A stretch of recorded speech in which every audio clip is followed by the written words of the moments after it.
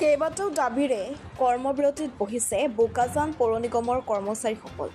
কোনে বুজিব বোকাজান পৌৰ নিগমৰ কৰ্মচাৰীসকলৰ দুখৰ কথা। পৰিয়াল পোহপাল দিবলৈ যেন অপাৰগ হৈ পৰিছে কৰ্মচাৰীসকল। 50 মাহে দৰমহা নোপোৱাৰ বাবে মূৰে কপালে হাত দি পেটত গামোচা মাৰি থাকিবলগীয়া হৈছে কৰ্মচাৰীসকল। গেলামালৰ দোকানীসকলেও খোৱা সামগ্ৰী দিবলৈ অমান্তি হৈছে বুলি জানিবলৈ দিয়ে কৰ্মচাৰীসকলে। আজি পূব কাৰ্বি আংলং আৰু পশ্চিম কাৰ্বি আংলং দুয়োখন জিলাৰ 9খনকৈ পৌৰ নিগমৰ কৰ্মচাৰীসকলে কৰ্মবিৰতিত বহিছে। তেওঁলোকে কেইবাটাও দাবী উত্থাপন কৰি কাৰ্বি আংলং স্বায়ত্তশাসিত পৰিষদৰ মুখ্য কাৰ্যবাহী সদস্যগৰাকীলৈ আহ্বান জনায়।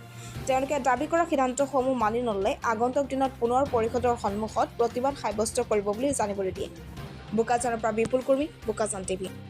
বহুতবাৰ মেম'ৰেণ্ডাম দিলোঁ।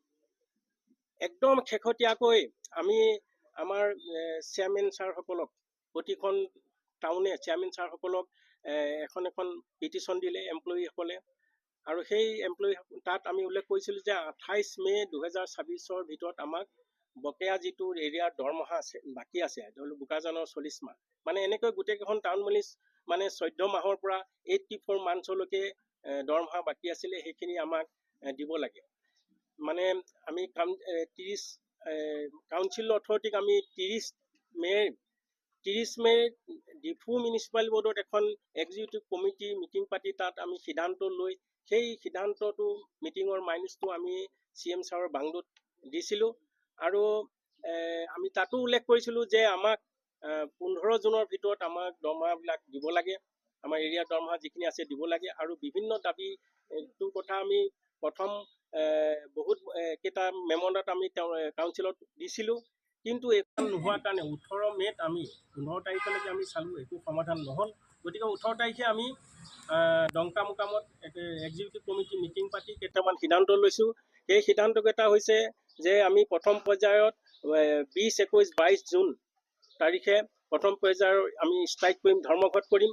তাৰপিছত যদি কাউন্সিলে একো সঁহাৰি নজনায় তেতিয়াহ'লে ছেকেণ্ড ফেজত মানে 1, 2, 3, 4 জুলাইত মানে ছেকেণ্ড ফেজৰ ষ্ট্ৰাইক হ'ব, আৰু তৃতীয় পৰ্যায়ত হ'ব 13, 14, 15, 16, 17, 18 সপ্তাহজোৰা ষ্ট্ৰাইক। তাতো যদি একো নহয় তেতিয়াহ'লে আমি 29 জুলাইত কাউন্সিল চলোৱা এটা প্ৰগ্ৰাম লৈছোঁ, য'ত আমি কাউন্সিলৰ গেটৰ সন্মুখত বেনাৰ ফেষ্টুন দেখাই আমাৰ বিভিন্ন দাবী সম্বলিত পোষ্টাৰ বেনাৰ দেখাই আমি মৌন প্ৰতিবাদ শান্তিপূৰ্ণভাৱে কৰিম। এই সিদ্ধান্ত আমি মিটিঙত সিদ্ধান্ত লৈ আমি সিদিনাখনো প্ৰেছ মিটত 18 তাৰিখে আমি এইটো ঘোষণা কৰিছোঁ। আৰু আমাৰ দাবী হৈছে কি, আমাৰ 9খন মিউনিচিপালিটি 14 মাহৰ পৰা 84 মান্থছলৈকে যিটো এৰিয়াৰ চেলাৰী বাকী আছে সেইখিনি আমাক অনতিপলমে আদায় দিব লাগে। কাউন্সিলৰ আণ্ডাৰত আমাক নিয়মীয়া কৰিব লাগে, আমাৰ মাহেকীয়া দৰমহা মানে নিয়মীয়া কৰিব লাগে, মাহে মাহে দৰমহা পোৱাৰ ব্যৱস্থা কৰিব লাগে, আৰু আমাৰ কাউন্সিলৰ লেখীয়াকৈ আমাৰ মিউনিচিপাল যিহেতু আমি কাউন্সিলৰ আণ্ডাৰত, গতিকে মিউনিচিপাল এমপ্লয়ীবিলাককো এটা পেঞ্চন দিয়াৰ